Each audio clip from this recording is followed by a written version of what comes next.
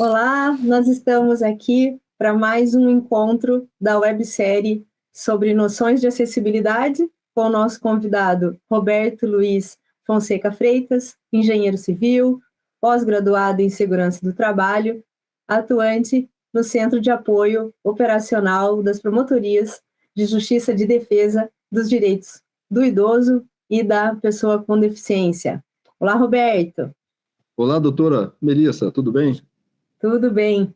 Hoje nosso tema é acesso. E eu vou começar lhe perguntando o básico. O que se concebe por acesso? O que é acesso? Acesso é a condição de alcance para a utilização e vivência com segurança e autonomia por todas as pessoas, em especial a pessoa com deficiência e com mobilidade reduzida. E se aplica aos espaços, aos mobiliários, aos equipamentos urbanos, às edificações, também aos transportes e também à informação e à comunicação. Se refere aos elementos públicos ou privados de uso coletivo, tanto na zona urbana como na zona rural. O trajeto de pedestres da calçada até a entrada das edificações e equipamentos urbanos devem ser acessível, bem como todas as entradas e rotas de interligação das funções do edifício. Também, os acessos devem permanecer livres de quaisquer obstáculos de forma permanente e só são considerados acessíveis quando todo o percurso necessário, tanto de espaços externos quanto internos, estejam vinculados à rota acessível. Roberto, mas o que se considera como rota acessível? O que é uma rota acessível?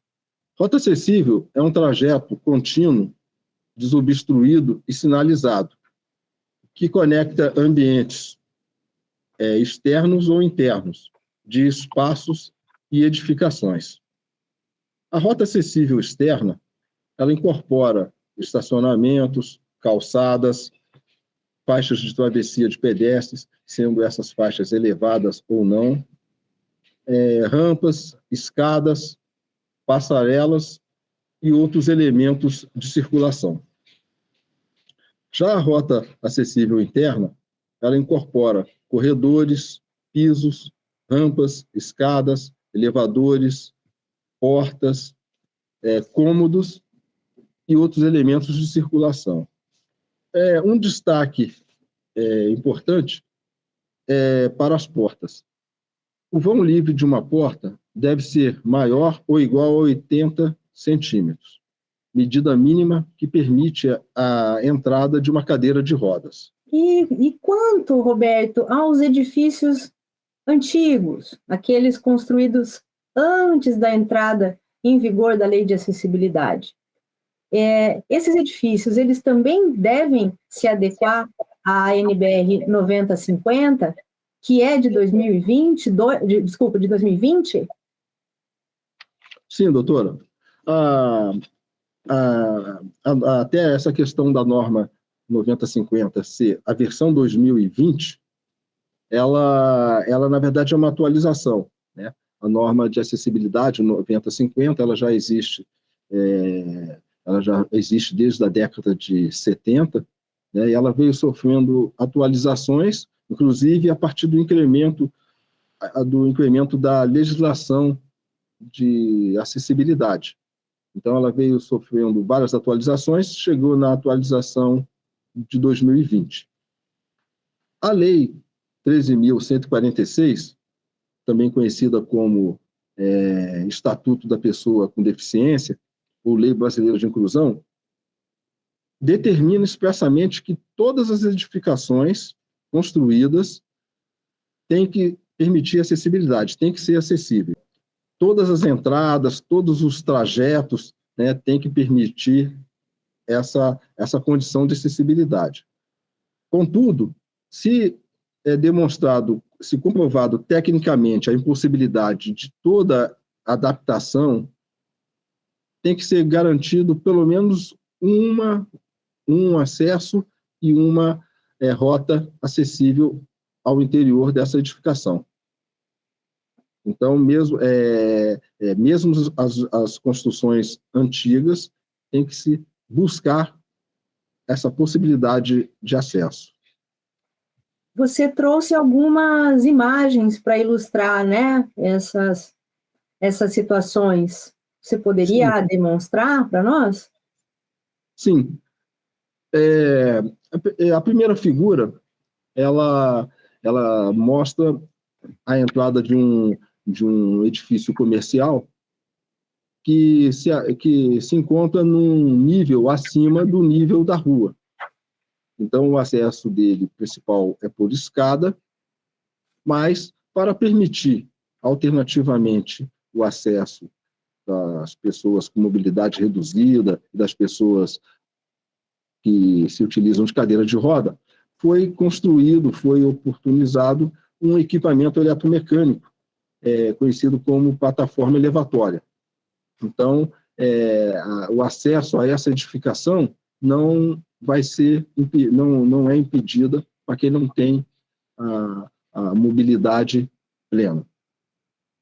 A figura 2 é uma situação similar, só que, nesse caso, a opção alternativa para esse acesso foi a construção de uma rampa, né? Porque as dimensões da entrada das edificações, a primeira não se permitiria fazer uma rampa atendendo os parâmetros normativos.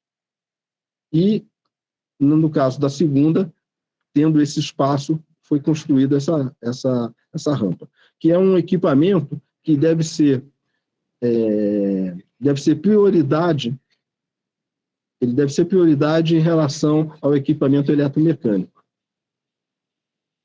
A figura 3, nós temos aqui um exemplo de uma construção histórica que, infelizmente, depois de tentadas as opções de que fosse permitido o acesso aos 2 pavimentos existentes, não foi possível que ocorresse dentro do imóvel. Então, a alternativa foi se construir um equipamento eletromecânico, no caso ali uma plataforma ou já um mini elevador, do lado externo dessa edificação e que possibilitou esse acesso a todos os pavimentos dessa edificação. Quero destacar aqui na figura 4, demonstrando como esse acesso, né, mínimo, que é o acesso principal pela porta, tanto de fora para dentro, como dentro da edificação, tem que se observar esse parâmetro mínimo de 80 centímetros. Na figura 5, é uma situação especial, porque é uma porta destinada aos sanitários e aos vestiários, que ela deve possuir um puxador, na verdade, uma barra horizontal ao centro dela, de no mínimo 40 centímetros. A maçaneta das portas devem ser tipo alavanca. A maçaneta tem que estar posicionada numa faixa de acesso que varia entre 80 centímetros a 1,10 m em relação ao piso. Também é recomendado que seja colocado um revestimento resistente a impacto na base da porta, numa altura de aproximadamente numa altura de 40 centímetros, e essa porta também tem que atender ao parâmetro mínimo de altura de 2,10 metros. Então, são essas as características principais de acesso. Ok, Roberto, foram muito interessantes, né, os seus ensinamentos de hoje. As figuras foram muito esclarecedoras, né, de fato muito ilustrativas, e nos ajuda a compreender, a entender, né?